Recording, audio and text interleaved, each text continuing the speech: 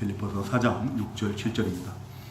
아무것도 염려하지 말고 다만 모든 일에 기도와 간구로 너희 구할 것을 감사함으로 하나님께 아뢰라. 그리하면 모든 지각에 뛰어난 하나님의 평강이 그리스도 예수 안에서 너희 마음과 생각을 지키시리라. 아멘. 우리 함께 인사하겠습니다. 할렐루야. 안녕하세요. 반갑습니다. 모든 지각에 뛰어난 하나님의 평강이 저와 또 이 자리에 함께한 우리 모든 성도님들 가운데도 충만한 시간 될 수 있기를 우리 주님의 이름으로 축원합니다. 오늘 우리가 함께 이 본문 말씀을 통해서 증거받고 내나눌 하나님 말씀 제목은 모든 지각에 뛰어난 하나님의 평강입니다. 모든 지각에 뛰어난 하나님의 평강. 하나님께서는 성경을 통해서 하나님이 자기 백성들에게 평강 주시기를 원하시는 하나님이심을 증거하고 있습니다. 우리가 잘 아는 말씀이죠. 민수기 6장 그 26절 보면은 여호와는 그 얼굴을 내게로 향하여 대사 평강 주시기를 원하노라 라고 이렇게 말씀하십니다. 시편 29편 11절에도 보면은 여호와께서 자기 백성에게 힘을 주시며 여호와께서 자기 백성에게 평강의 복을 주시리로다 라고 이렇게 증거를 하고 있습니다. 우리 하나님께서는 자기 백성들에게 복 주시기를 원하시는데 그 복 중에 하나가 바로 평강을 주시기를 원하신다는 것. 또 민수기 6장 24절에서 26절에 보면은 우리에게 은혜 베푸시기를 원하시고 또 우리를 지키시기를 원하시고 또 평강 주시기를 원하신다라고 이렇게 증거를 하고 있습니다. 성경에서 말하는 이 평강은 우리가 헬라어로는 에이레네라고 해요. 그리고 히브리어는 우리가 잘 아는 것처럼 샬롬이죠. 샬롬인데요. 그 사전적 의미는 그 사람이 누릴 수 있는 최고의 상태예요. 최고의 행복, 최고의 평안함, 또 최고의 만족함, 최고의 기쁨, 최고의 안식을 누리는 그런 상태가 바로 하나님의 평강을 누리는 것이다. 그 하나님의 평강은 모든 지각에 뛰어나신 그 하나님의 평강은 하나님께서 주시는 평강은 세상 것으로 얻는 그래서 누리는 그 평강과는 다르다라는 거죠.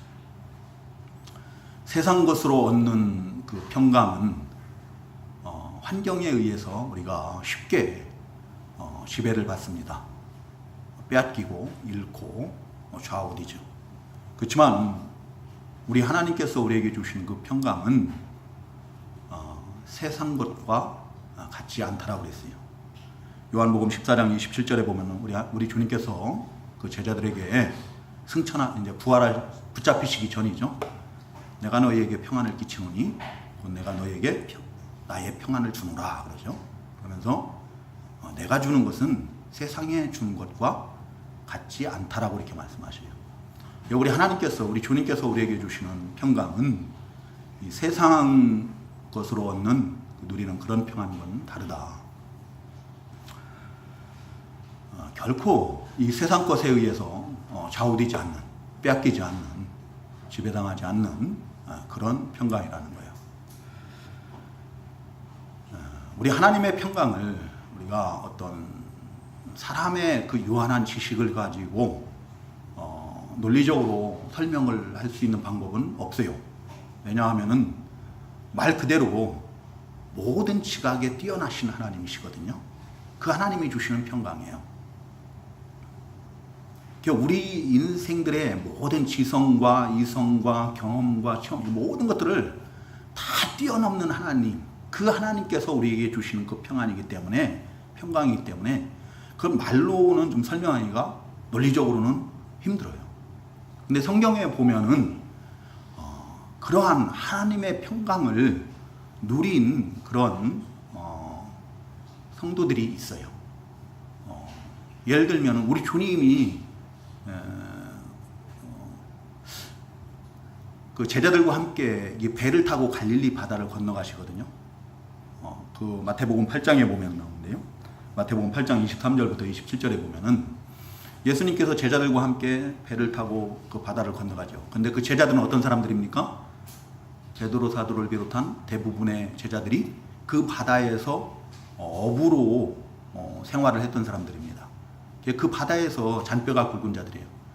그 바다에 대해서는 누구보다도 더 잘 알고 있는 자들인데 그때 큰 놀이 일었다라고 했습니다. 그래서 배를 다 그 물결이 덮어버린다고.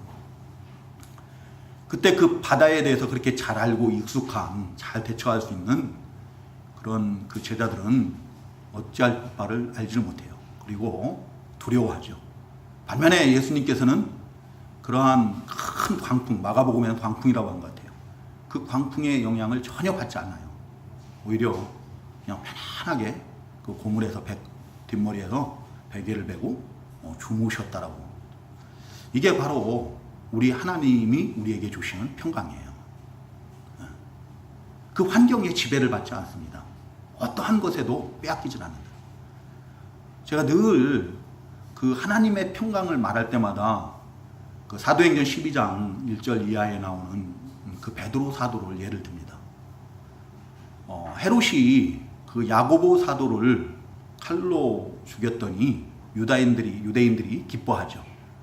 그래서 이제 베드로 사도까지 잡아서 죽이려고 옥에 가둬두고 이제 다음 날이면은 그 6월절 명절이 이제 지나고 옥에서 끌려 나와서 베드로 사도가 이제 목배임을 당하고 죽임을 당해야 돼요. 근데 그때 베드로 사도는 그 쇠 사슬로 이렇게 묶인 채로 그 감옥에서 잠을 자는데요. 그 여호와의 사자가 나타난 것도 모르고 그냥 잠을 자는 거예요. 그래서 그 여호와의 사자가 어떻게 해요? 그 옆구리를 쳐서 깨웠을 때야 비로소 비몽사몽 이게 꿈인지 생시인지도 모르면서 일어나가지고 이렇게 따라 나가는 거예요. 그만큼 깊이 잠이 드는 거죠. 여러분들 한번 생각해 보시기 바랍니다. 내가 내일이면은 칼로 목베임을 당하고 죽임을 당해야 돼요. 그럼 우리가 편안하게 잠을 잘 수 있을까요? 잠을 잘 수가 없어요. 잠도 못 잘 뿐더러 먹지도 못하고 아무것도 할 수가 없어요. 두려움에 그냥 덜덜 떠는 거죠. 6.25 때 많은 하나님의 사람들이 인민군에 의해서 붙잡히고 옥에 갇혔어요. 그때 그 믿음 좋은 하나님의 사람들이 잠도 못 자고 먹지도 못하고 죽을까봐 두려워서 그랬다고 해요. 근데 그 고려신학교의 그 설립자이신 그 한상동 목사님은요, 그때 아주 코를 골면서 아주 편안하게 잠을 잘 주무셨다고 그래요. 왜 그런가 하면은 그 한상동 목사님은 원래 그 신사참배를 반대하다가 일제시대 때 옥에 갇히셨어요. 그때 자기는 주님을 위해서 순교당하기를 간절히 바랬는데 해방이 되고 그냥 풀려나 버렸어요. 그게 너무 아쉬워가지고 그러고 있는 차에 6.25 때 인민군에 의해서 다시 붙잡혀갖고 옥에 갇히니까 이번에는 내가 이제 순교를 당할 수 있겠구나 라고 생각을 하는 거예요. 그러니까 어떻게 해요?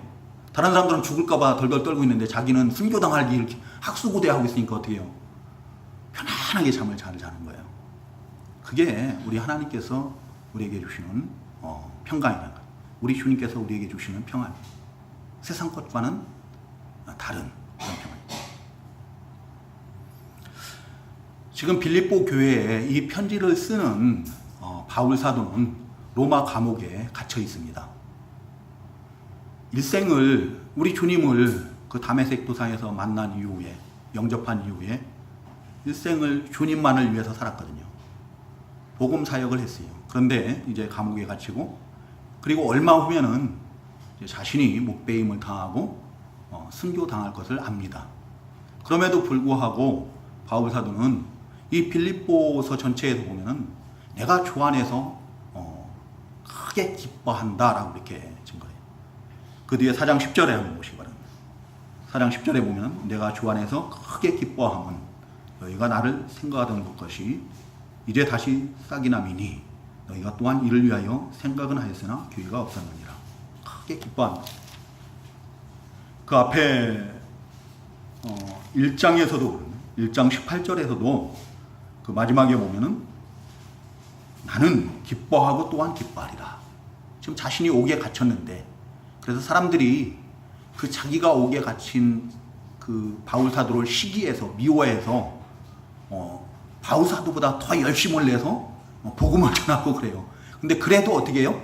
그 사람들이 나를 미워하든 시기하든 뭐하든 간에 전파되는 것은 그리스도니 그리스도가 전파됨으로 말미암아 그것으로 말미암아 자기는 옥에 갇혔어도 남들이 미워하고 욕을 해도 기뻐하고 또 기뻐한다라고 하는 거예요.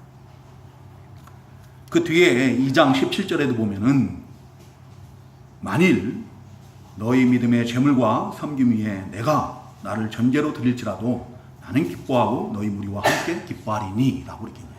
이 말씀이 뭔 말씀입니까? 너희의 믿음을 위해서 너희가 믿음이 자라난다면 너희 믿음이 온전히 겨린다면은 내가 나를 전제로 피 흘리고 죽는다 할지라도 이 전제라는 건 물로 써드리는 제사예요. 자기가 목배임을 당하고 피를 다 쏟고 죽임을 당한다 할지라도 나는 기뻐하고 너희 무리와 함께 기뻐하리니 라고 이렇게 말합니다. 바울 사도는 지금 옥중에서 춥고 줄이고 궁핍한 상태입니다. 그럼에도 불구하고 그 11절 이하에 보면은 나는 어떠한 형편이든지 나는 자족하기를 배웠노라 라고 해요. 춥고 배고프고 궁핍하고 그러한 상태에서도 나는 어떠한 형편이든지 자족하기를 배웠노라. 만족할 수 있다는 거예요. 예수 그리스도 안에서 우리 주님을 위해서라면은 그 어떠한 것이라도 나는 만족할 수 있다라고 얘기한 거예요. 12절에 보면 나는 비천에 처할 줄도 알고 풍부에 처할 줄도 알아. 모든 일 곧 배부름과 배고픔과 풍부와 궁핍에도 처할 줄 아는 일체의 비결을 배웠노라. 우리가 생각할 때는 도저히 만족할 수 없는 평안을 누릴 수 없는 어떻게 보면 너무 억울하죠. 오직 주님만을 위해서 일했는데 왜 주님께서는 나를 이 차디찬 옥에 갇히게 하시고 마침내는 목배임을 당하고 죽임을 당하게 하실까? 우리 같으면은 그걸 이해할 수 없는 거예요. 우리 같으면은 그것으로 인해서 울고 불고 원망하고 불평하고 별적이다. 근데 바울 사도는 그 가운데서 자족하기를 배웠다. 만족함을 배웠다라고 해요. 아무런 부족함이 없다는 거예요. 아무런 부족함이 없다. 참된 평안을 누리는 거예요. 우리 주님께서 우리 하나님께서 우리에게 주시는 모든 지각에 뛰어나신 하나님께서 우리에게 주시는 그 약속하신 평안은 바로 그러한 평안인 거예요. 이 세상 것과는 같지 않다. 모든 것을 다 초월하는 아무 것에도 지배를 받지 않는 그런 참된 평안입니다. 그러한 하나님의 평강을 우리가 얻기 위해서 우리가 어떻게 해야 될 것인가를 바울 사도는 뭐라고 하는가 하면은 아무것도 염려하지 말고 감사함으로 하나님께 아뢰라 라고 이렇게 말합니다. 그러면은 그 하나님의 평강이 우리의 마음과 우리의 생각을 지키실 것이다 라고 하는 거예요. 아무것도 염려하지 말아요. 근데 이 세상은 아무것도 염려할 수가 없는 그런 세상이 아니죠. 온갖 그 염려로 가득한 그런 세상이에요. 어린 학생들도 염려가 있고 근심이 있고 또 한참 혈기왕성한 청년들도 요즘 자신들의 취업 문제나 또 결혼 문제나 이런 여러 가지 일로 염려하고 근심하고 걱정하고 그런 시대입니다. 또 직장을 잡았다 할지라도 그 장년들은 직장 가운데서 또 승진이나 이런 것들 때문에 또 자기 자녀들 문제나 또 가정 문제 뭐 이런 것들 때문에 또한 염려하고 걱정하고 근심하는 세상이에요. 그 모든 세월을 다 지내서 이제 노인이 되었어도 어떻게 해요? 그래도 우리 어머님 보니까 염려가 가득해요. 주로 저 때문에. 우리 교회가 너무 연약하니까.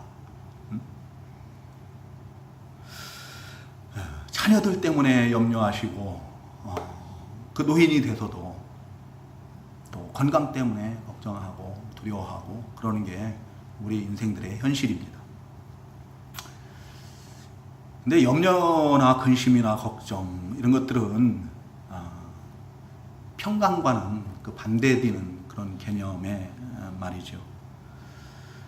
우리 주님께서는 이 염려하지 말라고 말씀하셔요. 이 세상 일로 인하여서 세상 것으로 인하여서 염려하지 말라. 그 마태복음 6장에 나오죠. 무엇을 먹을까? 무엇을 마실까? 무엇을 입을까? 그러한 것으로 인하여서 염려하지 마라. 여러분, 우리가 그 염려하면은 그 문제가 해결됩니까? 해결되지 않죠. 마태복음 6장 27절에 보면은 너희가 염려한다고 해서 너희가 그 키를 한 자나 더하게 할 수 있느냐라고 하는 거예요. 우리가 염려한다고 해서 그 염려하는 일이 그 문제가 해결되느냐? 해결되지 않는다는 거죠. 염려하면 어떻게 돼요? 우리가 염려하고 근심하고 걱정하고 그러면은 우리 영혼이 잘 되느냐? 잘 되지 않습니다.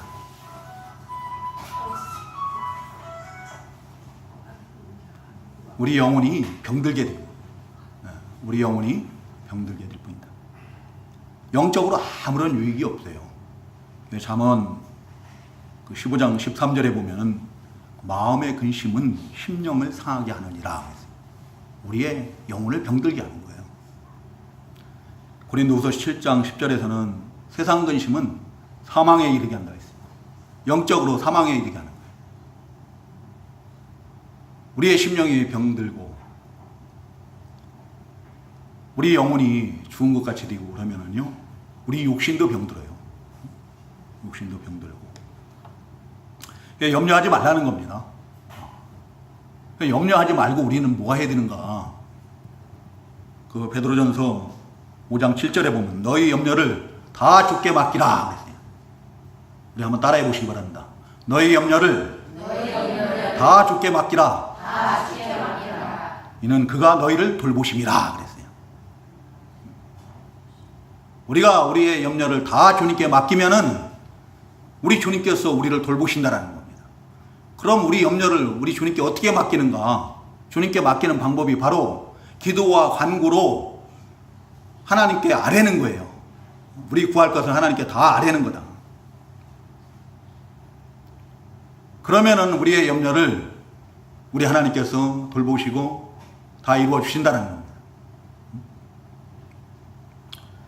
잠언 16장 3절에 보면은 너희 행사를 여호와께 맡기라. 그리하면 네가 경영하는 것이 이루어지리라. 우리의 행사를 다 여호와께 맡기라는 거예요. 우리의 행사를 우리가 계획하는 일들, 우리가 소망하는 일들, 우리가 염려하는 일들 다 우리 하나님께 맡기는 방법이 뭐라고요? 기도하는 겁니다. 기도와 간구로 다 하나님께 아뢰는 거예요. 잠언 3장 6절에 보면 너는 범사의 그를 인정하라. 그리하면 내 길을 지도하시리라. 모든 일에 범사에 그를 인정하라. 하나님을 인정하라는 거예요. 하나님을 인정하는 방법이 바로 기도예요. 하나님께 기도와 간구로 우리의 모든 것을 다 아뢰는 것이 곧 하나님을 인정하는 거예요. 하나님께서 그 모든 일을 이루시는, 그것을 내가 계획하고 내가 소원을 한다 할지라도 그것을 이루시는 분은 누구라고요? 우리 하나님이시라는 거예요. 하나님께서 그것을 이루시는 주권자 되심을 인정하는 거거든요, 기도가. 그래서 우리가 근심하지 말고 염려하지 말고 그 모든 것을 다 기도와 간구로 하나님께 아뢰라는 겁니다. 그러면 하나님께서 다 들으시고 아시고 돌보신다, 이루어 주신다는 겁니다. 제가 늘 말씀드립니다. 민수기 14장 28절에 보면은 우리 하나님께서 뭐라고 말씀하시는가 하면 너희 말이 내 귀에 들린 대로 행하리라. 원망불평하지 말라는 그런 의미도 있지만 기도하면 그 기도한 그 말을 다 듣고 그대로 행해 주신다라는 그런 말. 우리 주님은, 우리 하나님은요, 우리 귀를 지으신 자입니다. 우리의 눈을 지으신 자예요. 그래서 시편 94편 9절에 보면은 귀를 지으신 자가 듣지 아니하리라. 눈을 만드신 이가 보지 아니하시리라. 귀를 지으시고 눈을 지으신 우리 하나님께서 우리의 모든 형편을 다 보시고 아시고 우리의 신음소리, 우리의 탄식소리도, 우리의 기도소리도 다 들으시고 아시는 줄로 믿습니다. 그래서 시편 116편 1절 2절에 보면은 여호와께서 내 음성과 내 간구를 들으심으로 내가 그를 사랑하는도다. 그의 귀를 내게 기울이셨으므로 내가 평생에 기도하리로다. 라고 이렇게 고백을 하는 것을 볼 수가 있습니다. 예수 믿는 사람들은, 하나님의 백성들은요, 염려할 게 없어요. 염려하지 마시고 그 시간에 뭐 해야 돼요? 기도와 간구로 하나님께 다 아뢰는 겁니다. 믿음의 사람들과 불신앙의 사람들은 그 차이가 무엇인가 하면 기도예요. 기도를 하느냐 하지 않느냐. 기도하는 사람이 곧 믿음의 사람이고 기도하지 않는 사람이 불신앙의 사람이다. 믿음 없는 사람인 거예요. 출애굽 때 그 이스라엘 백성들이 조금만 어려움을 당하면 어떡합니까? 두려워하고 염려하고 원망하고 불평하고 그러죠. 옛날로 다시 돌아가려고 하는 거예요. 그런데 믿음의 사람들은요, 모세나 여호수아와 같은 사람들, 아론과 같은 사람들은 그런 일을 만날 때마다 그 자리에서 하나님 앞에 엎드려요. 엎드려서 하나님께 기도하는 거예요. 그럴 때마다 하나님께서 역사하시고 그 문제들이 해결되는 것을 볼 수가 있어요.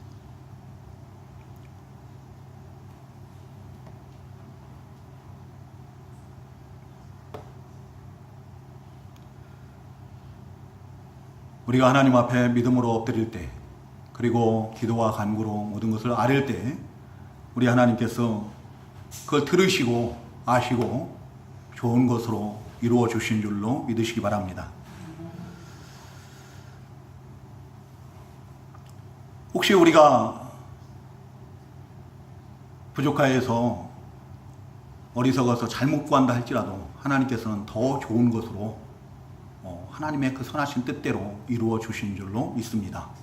그러므로 우리는 그 모든 것을 하나님께 감사함으로 아뢰 수 있는 거예요. 하나님께서 들으시고 이루어질 줄로 믿기 때문에 우리는 하나님 앞에 감사함으로 아뢰 수 있어요. 우리 주님께서 마가복음 11장 24절에 보면은 내가 너희에게 말하노니 무엇이든지 기도하고 구하는 것은 받은 줄로 믿으라 그랬어요. 받은 줄로 믿으라. 그리하면 너희에게 그대로 되리라. 받은 줄로 믿으면은 그대로 된다는 거예요. 의심하지 말라는 겁니다.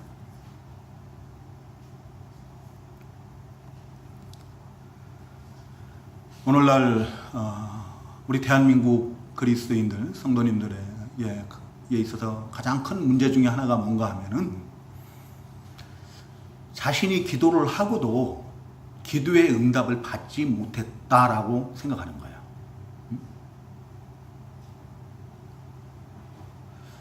내가 하나님 앞에 기도를 했는데 하나님께서 내 기도를 안 들어주신다 라고 생각하는 거. 그래서 어떻게 해요? 기도할 수 있는 동력을 다 잃어버렸어. 내 원대로, 내가 구하는 대로, 내 뜻대로, 내 생각대로 안 되었으니까 내 기도가 이루어지지 않았다라고 생각을 하는 거예요. 근데 하나님께서 우리의 기도를 안 들으셨을까요? 못 들으셨나요? 우리 하나님의 귀가 어두워서 듣지 못하셨나요? 아니에요. 내가 잘못 구하여도 하나님은 아셔요. 다 들으셨어요.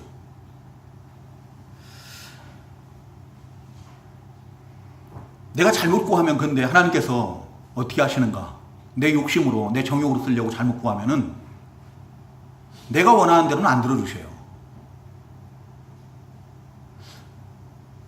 이사야 55장 8절 9절에 보면은 하나님의 생각과 우리의 생각이 같아요, 달라요? 다르다고 했어요. 하나님의 길과 우리의 길이 같지 않아요. 그렇죠?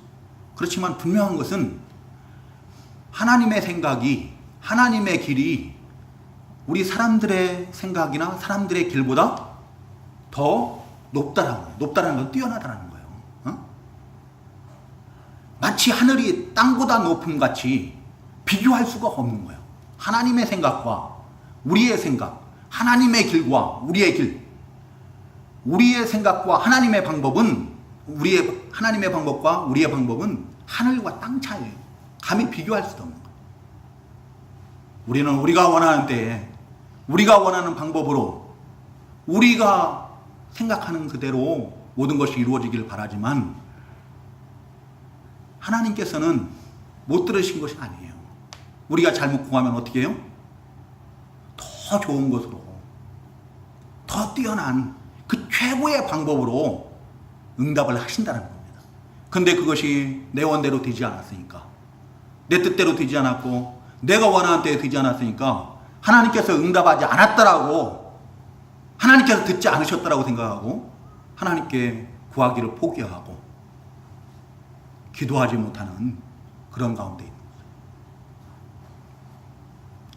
근데 우리 성도님들이 정말로 하나님의 주권을 믿는다고 하면, 하나님의 생각이, 하나님의 길이 우리의 생각보다, 우리의 길보다 더 뛰어나다라는 것을, 최고의 방법이나 최선의 방법이라는 것을 우리가 그걸 안다고 하면은 우리 하나님 앞에 감사함으로 아뢰지 못할 것은 아무것도 없습니다.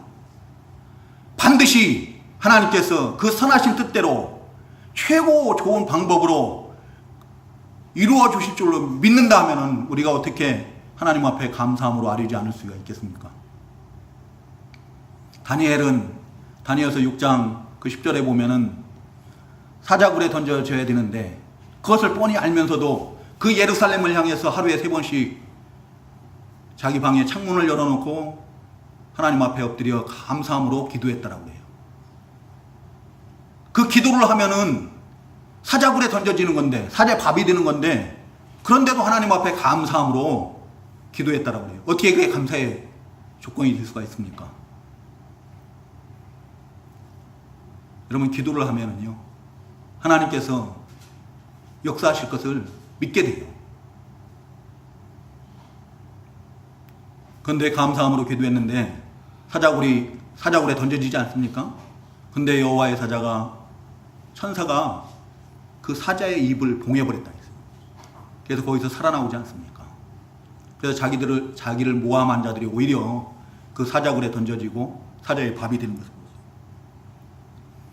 우리가 감사할 수 없는 가운데서도 하나님의 그 선하신 주권을 믿고 가장 좋은 방법으로 이루실 줄로 믿고 감사함으로 아뢰면은 우리 하나님께서 우리에게 감사의 조건을 더하실 줄로 믿습니다. 너희 말이 내 귀에 들린 대로 행하리라 라고 말씀하셨어요. 감사로 아뢰시기 바랍니다. 그리하면은 우리에게 감사의 조건을 더하실 줄로 믿습니다.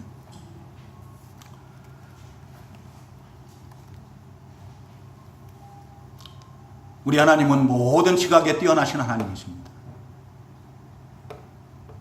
모든 지각에 뛰어나신 하나님이시라는 말은 우리가 잘 아는 것처럼 알지 못하는 것이 없어요. 우리의 모든 지식과 우리의 어떤 체험하는 것, 경험한 것, 이런 것들을 다 뛰어넘어서 초월해서 아시는, 알지 못하는 것이 아무것도 없어요. 우리가 근심하고 염려하는 일도 무엇인지 다 아시고, 우리가 계획하는 것들, 우리가 생각하는 것들, 우리들의 마음까지도 다 살피시고 아시는 전지하신 그런 하나님이십니다. 그 하나님께서 그 모든 것을 또한 우리의 근심도 아시고, 우리가 염려하는 것도 아시고, 우리가 구하는 것도 다 아시고 다 이루신다는 거예요. 이루심으로 우리의 모든 생각과 우리의 마음을 지키시는 거예요. 우리 성도님들, 에베소서 한번 3장 그 앞에죠. 빌립보서 앞에가 에베소서인데요. 에베소 3장 19절, 20절입니다. 20절. 20절 한번 같이 읽어보겠습니다. 우리 하나님은 어떤 하나님이신가? 에베소서 3장 20절 같이 읽겠습니다. 시작. 우리 가운데서 역사하시는 능력대로 우리가 구하거나 생각하는 모든 것에 더 넘치도록 능히 하실 이에게. 우리 가운데서 역사하시는 능력대로 우리가 구하거나 생각하는 모든 것에 더 넘치도록 능히 하실 하나님이시다. 우리 하나님은 우리가 구하거나 우리가 생각하는 모든 것에 더 넘치도록 능히 하실 수 있는 그런 만능의 하나님이신 줄로 믿으시기 바랍니다. 그 하나님께서 그 능력으로 우리가 염려하는 것들 우리 주님께 기도와 간구로 아뢰면은 다 들으시고 아시고 이루어 주신다라는 겁니다. 이루어 주시고 그런데 내가 구하는 대로 내가 원하는 대로 되지 않았어요. 그래도 하나님의 그 모든 지각에 뛰어나신 하나님의 평강이 우리의 생각과 우리의 마음을 지키신다는 거예요. 예를 들면 그런 거예요. 다윗이 우리아의 아내 밧세바와 간음을 하죠. 간음을 하고 또 심지어는 그 남편 우리아를 그 일을 숨기기 위해서 살인 교사까지 합니다. 하나님께서 아시고 나단 선지자를 보내서 책망하십니다. 책망하실 때 그 밧세바와의 사이에서 낳은 아이를 하나님께서 치시겠다라고 해요. 그리고 이제 하나님께서 치심으로 그 아이가 심히 앓게 됩니다. 그때 다윗은 그 아이를 살리기 위해서 어떻게 합니까? 금식을 하며 땅에 엎드려서 울면서 하루 이틀 내 아니고 일주일간이나 7일간이나 금식하며 울면서 땅에 엎드려 기도를 해요. 그러다가는 몸이 상할 것 같으니까 그 신하들이 와가지고 일으켜 세우려고 그러죠. 근데 다윗이 듣질 않습니다. 엎드려서 계속 금식하면서 울면서 기도하는 거예요. 그 아이를 살리기 위해서. 그런데 그 아이가 죽습니다. 7일 만에. 죽는데 그 신하들이 그 사실을 다윗에게 알리지를 못해요. 고하지를 못합니다. 만약에 알리면은 다윗이 그 아이가 살아있을 때도 저랬는데 만약에 죽었다는 사실을 알면은 다윗이 크게 상심하고 낙심하고 쓰러질 것 같거든요. 알리지를 못하는 거예요. 근데 자기들끼리 이제 수근수근하는 그걸 알고 다윗이 물어보는 거예요. 아이가 죽었구나. 죽었냐라고 물어보니까 죽었다라고 하는 거예요. 그 죽었다라는 사실을 알자마자 어떡합니까? 다윗이 마치 아무 일이 없었던 것처럼 벌떡 일어나는 거예요. 벌떡 일어나서 몸을 씻고, 그동안엔 씻지도 못했는데 몸을 씻고 또 기름을 바르고 또 옷을 갈아입고 성전에서 하나님께 경배하고 또 음식을 먹고 일상으로 돌아오는 거예요.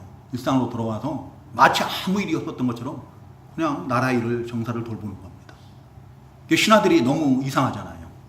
아이가 살아있을 때는 금식을 하고 울고 땅에 엎드려서 기도하는 사람이 아이가 죽었는데 어떻게 아무 일도 없었던 것처럼 막 음식을 먹고 또 일상으로 돌아오는 거예요.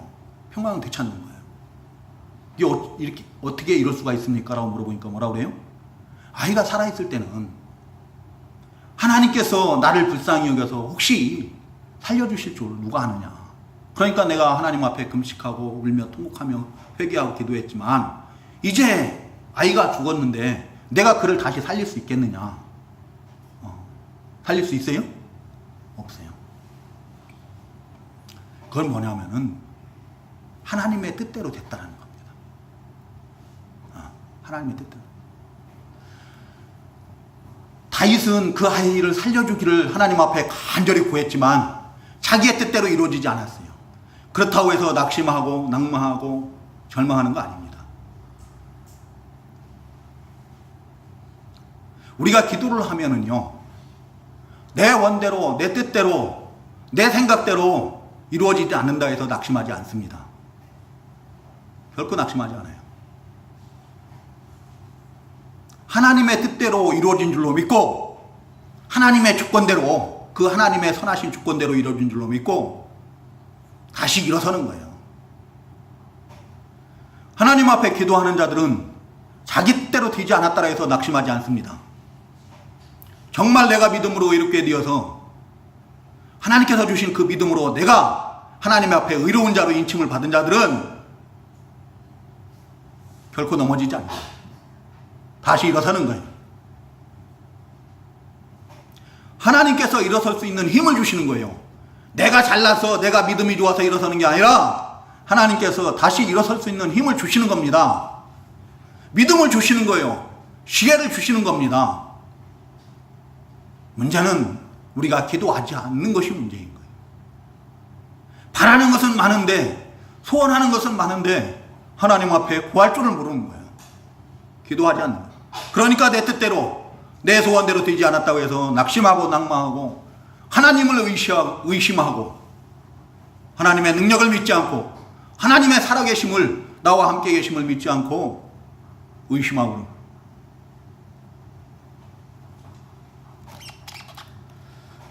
우리가 기도하지 않으면 염려가 떠나지 않습니다. 근심과 걱정과 불안과 초조와 두려움, 이런 것으로 가득하게 돼요. 기도하면은 우리 하나님께 우리의 모든 것을 가지고 감사함으로 아뢰면은 그 하나님의 평강이 우리의 생각과 우리의 마음을 다윗처럼 지켜주신 줄로 믿습니다. 우리